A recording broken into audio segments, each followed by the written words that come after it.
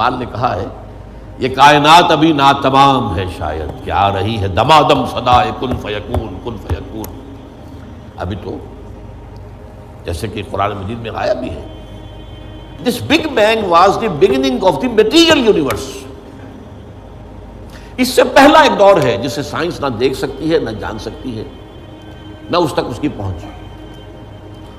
اس سے پہلے بھی ایک حرف کن آیا تھا، جیسے ایک حرف کن سے بگ بینگ ہوا ہے. بگ بینگ کس چیز میں ہوا ہے وہ ابھی میں بتا. ہمارا چینل سبسکرائب کرنا اور نوٹیفیکیشن بیل آن کرنا مت بھولیے گا تاکہ ہمارا رابطہ بحال رہے. اصل میں آج جو دنیا میں جو کریشن آف یونیورس کا تصور ہے جو تقریباً اب متفق علیہ ہے، کچھ عرصے پہلے تک جس کو ہم کہتے ہیں Newtonian era of physics, Newton کا دور، وہ بابائے فزکس ہے، اس میں کوئی شک نہیں. بابائے طبیعیات جو ہے وہ نیوٹن ہے، اگرچہ اس کے بعد ایک انقلاب عظیم آئنسٹائن کے ذریعے سے آیا. اب یہ آئنسٹائن کا دور ہے جس میں ہم سانس لے رہے ہیں، لیکن یہ کہ بابائے طبیعیات نیوٹن. اس نیوٹونین فزکس نے جو تصورات پیدا کیے تھے اس کا ذہن میں یہ نقشہ تھا کہ یہ کائنات ہمیشہ سے ہے اور ہمیشہ رہے گی، مادہ ہمیشہ سے ہے اور ہمیشہ رہے گا، میٹر از انڈسٹرکٹیبل، مادہ ختم ہو ہی نہیں سکتا، وغیرہ وغیرہ وغیرہ وغیرہ. ہماری تفصیل میں نہیں جا سکتی.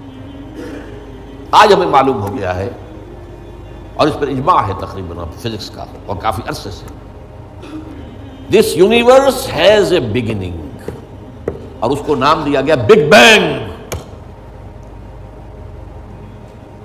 کتنے بلینز اینڈ بلینز اگو، ایئرز اگو ایک بہت بڑا دھماکہ ہوا تھا، بگ بینگ، اور اس سے کائنات کا آغاز ہوا. اور نمبر 2 اس کا ایک اینڈ بھی ہے، الی اجل مسمى، جسے قرآن کہتا ہے. یہ کائنات ہمیشہ کے لیے نہیں ہے، الی اجل مسمى، ایک خاص مدت معینہ تک یہ رہے گی، اس کے بعد ختم ہو جائے گا، یہ ہمیشہ کی نہیں. تو بگ بینگ سے جو ایک نظریہ شروع ہوا کہ شروع میں کیا تھا،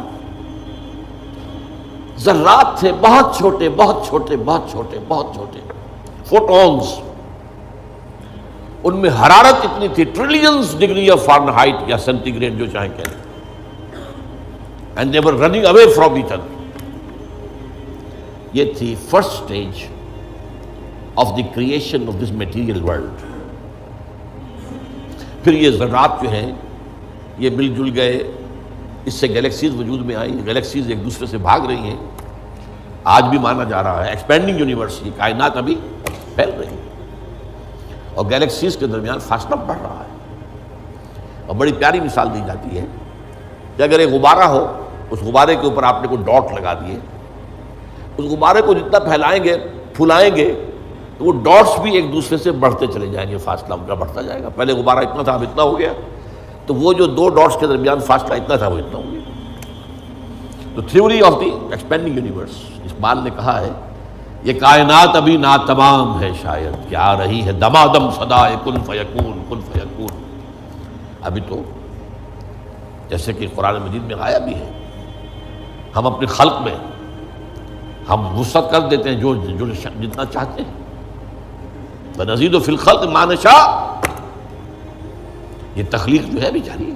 بہرحال اس کے بعد وہ دور آیا کہ پھر یہ گیلیکسیز کے اندر یہ کرے بنے اور سٹارز بنے، اور پھر وہ کرے ٹھنڈے ہونے شروع ہوئے. انہی میں سے ایک کرہ ہمارا یہ زمین ہے. یہ آگ کا کرہ تھا، آگ کا جیسے سورج ہے، لیکن ٹھنڈا ہوا. ٹھنڈے ہونے سے یہ سکڑا، تو اس پر اونچائیاں اور نیچائیاں پیدا ہوئی. اس میں سے جو بخارات نکلے انہوں نے جا کے ایٹماسفیئر کی شکل اختیار کی. اس ایٹماسفیئر کے اندر پھر گیسز کے باہمی انٹریکشن سے پانی پیدا ہوا، اور ہزارہا برس تک پانی برستا رہا، پانی برستا رہا، پانی برستا رہا، جس سے سمندر وجود میں آیا. اور وہ جو زمین ٹھنڈی ہوئی تو اوپر کرسٹ آف دی ارتھ جو آیا ہے وہ اور پانی، اس کے امتزاج سے اس کرۂ ارضی پر حیات کا آغاز ہوا، اور اس حیات کی لکھوں کا سال کے اندر ارتقائی مراحل سے گزر کر آخری نتیجہ جو ہے وہ آج کے نظریے کے مطابق وہ ہومو سیپینس انسان ہے۔ یہ میں نے آج کا نظریہ تخلیق آپ کے سامنے رکھ دیا۔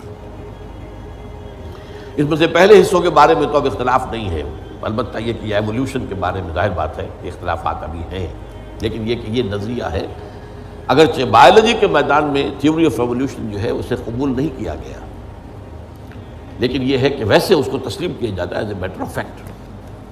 انسان کی سوچ میں، سوشل سائنسز میں ہر چیز کے اندر جو ہے وہ تھیوری آف ایولیوشن گھس چکی ہے۔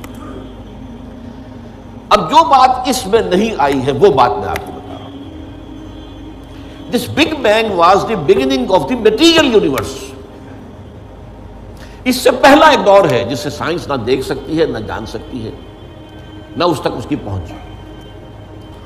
اس سے پہلے بھی ایک حرف کن آیا تھا، جیسے ایک حرف کن سے بگ بینگ ہوا ہے۔ بگ بینگ کس چیز میں ہوا ہے وہ ابھی میں بتاتا ہوں۔ اللہ تعالیٰ کے پہلے اولین حرف کن سے ایک بہت لطیف نور پیدا ہوا۔ یہ لطیف نور کیوں کہہ رہا ہوں؟ اس میں حرارت نہیں تھی، حرکت بھی نہیں تھی، لطیف۔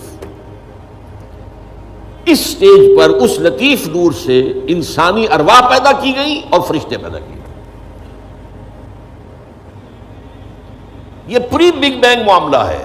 ارواح انسانیہ میٹیریل نہیں ہے، ان کا تعلق اس یونیورس میٹیریل یونیورس سے نہیں ہے۔ یہ تو بگ بینگ سے پہلے کی بات ہے، فرشتے اور ارواح انسانی۔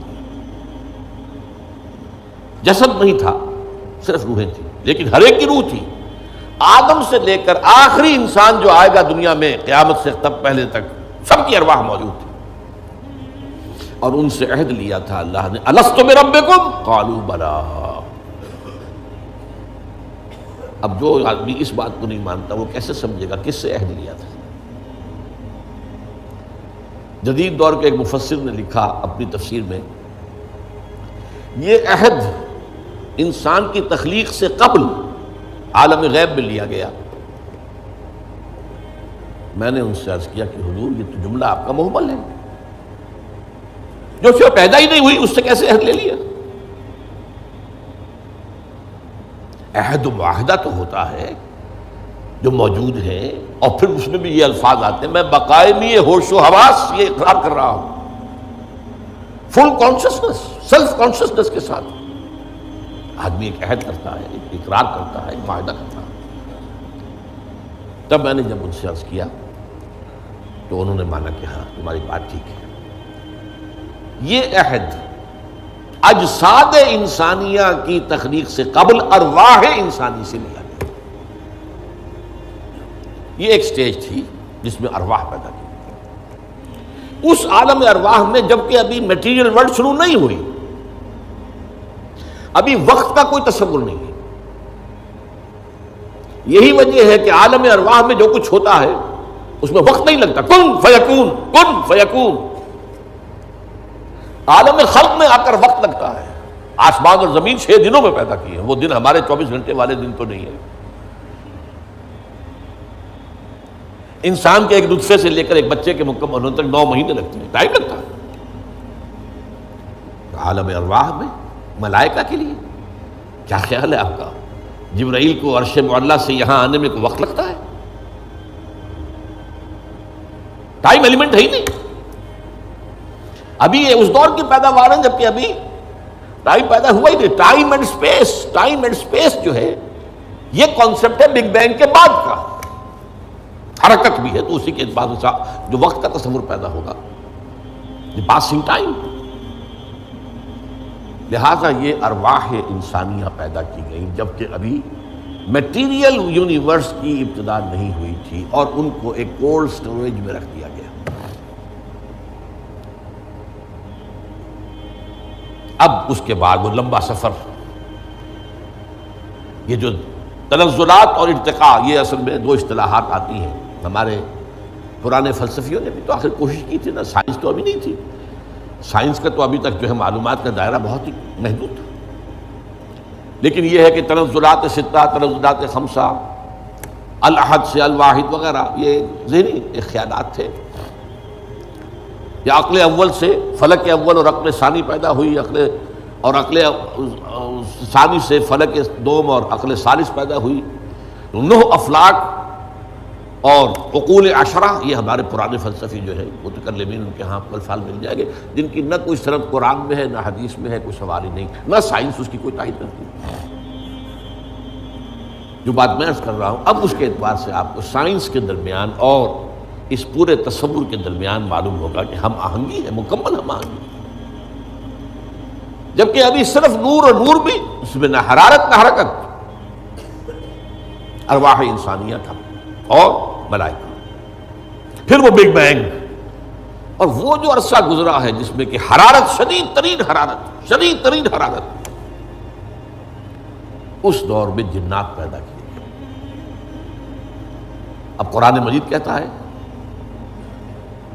وَلَقَدْ خَلَقْنَا الْإِنسَانَ مِنْ صَلْصَالٍ كَالْفَخَّارِ وَخَلَقْنَا الْجَانَّ مِنْ مَارِجٍ مِنْ نَارٍ، آگ کی لپٹ سے،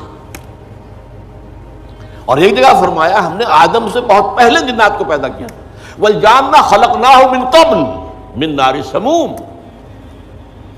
سموم کہتے ہیں وہ جو ہوا بعد سموم جس میں جلتی ہوئی آگ ہوتی ہے، لو، سخت صحرا کی لو، اس کا تصور کیجیے آپ، اس کی آگ سے، اس کی حرارت سے جنات پیدا کیے۔ یہ جنات جو ہے اس زمین کی پیداوار نہیں ہے، مٹی کی پیداوار نہیں ہے، یہ ایک لطیف تر شے ہے ہم سے۔ مٹی تو انرٹ ہو گئی، آ گئی، ہم مٹی سے بنے، چاہے وہ ایوولوشن کے لمبے پروسیس کے تھرو بنے ہیں یا یہ کہ ڈائریکٹ کریشن ہوئی ہے، لیکن ہے تو دونوں مٹی سے۔ قرآن بھی کہتا ہے مٹی سے، اور سائنس بھی کہتی ہے مٹی سے، ہم نکلے کرسٹ آف دی ارتھ، اور قرآن بھی کہتا ہے وَجَعَلْنَا مِنَ الْمَاءِ كُلَّ شَيْءٍ حَيٍّ، ہر شے میں حیات جو ہے، اس حیات کا منبع اور سرچشمہ پانی ہے۔ مادہ تخلیق جو ہے حیوانات ارضی کا، جن میں انسان بھی شامل ہے، وہ تو ہے مٹی، لیکن منبع حیات پانی، وَجَعَلْنَا مِنَ الْمَاءِ كُلَّ شَيْءٍ حَيٍّ۔ اور یہی سائنس کہتی ہے کہ سمندر کے کنارے پر، دلدلی جگہوں پر، وہاں کیا ہوتا تھا کہ ابھی پانی پیچھے ہٹ گیا ہے، پھر پانی آ گیا ہے، پھر پھٹ گیا ہے، یہ تعامل چل رہا ہے، اور اس کے نتیجے میں وہاں جو کیمیکل کمپاؤنڈز تھے، اس کے بعد آرگینک کمپاؤنڈز بنے، اس کے بعد اسی کے اندر جو ہے جو حیات کا جرثومہ پیدا ہوا، ایک سیل امیبا، یہ ان کا کہنا ہے، میں اس وقت اس کی نہ تصدیق کر رہا ہوں نہ تردید کر رہا ہوں، جو بتا رہا ہوں آپ کو کہ دونوں کا ایک یہ جو ہے بات متفق علیہ ہے کہ مٹی سے اور پانی سے بنے، اس میں کوئی اختلاف نہیں۔ اب یہ سلسلہ جو چلا ہے، اب وہی کہانی جو ہے دہرائی جا رہی ہے، وہی ایک سیل سے رحم مادر میں بچہ پروان چڑھ رہا ہے، جو ہو سکتا ہے 9 ملینز آف ایئرز میں ہوا ہو، ایک جرثومے سے لے کر انسان تک کا معاملہ، وہ رحم مادر میں 9 مہینے میں ہو رہا، the same process, single cell, اور اس کے یہ مراحل ہیں۔ تو زندہ تو ہے، نطفہ بھی زندہ، علقہ بھی زندہ، مضغہ بھی زندہ، ماں کی طرف سے آنے والا بیضہ بھی زندہ، مرد کے نطفے اور ماں کے بیضے سے امتزاج سے وجود میں آنے والا زائگوٹ، نطفۃ امشاج، وہ بھی زندہ۔ لیکن جب 120 دن ہو جاتے ہیں تو اب یرسل الملک کا بعد، اب وہ فرشتہ بھیجا جاتا ہے، وہ رحم مادر میں، وہ روح، اس کی روح، میری روح جو وہاں تھی، وہ لا کر میری والدہ کے رحم میں، وہ جو میرا حیولہ وجود میں آیا تھا، اس کے اندر پھونکی گئی ہے، تب میں بنا ہوں، میرا وجود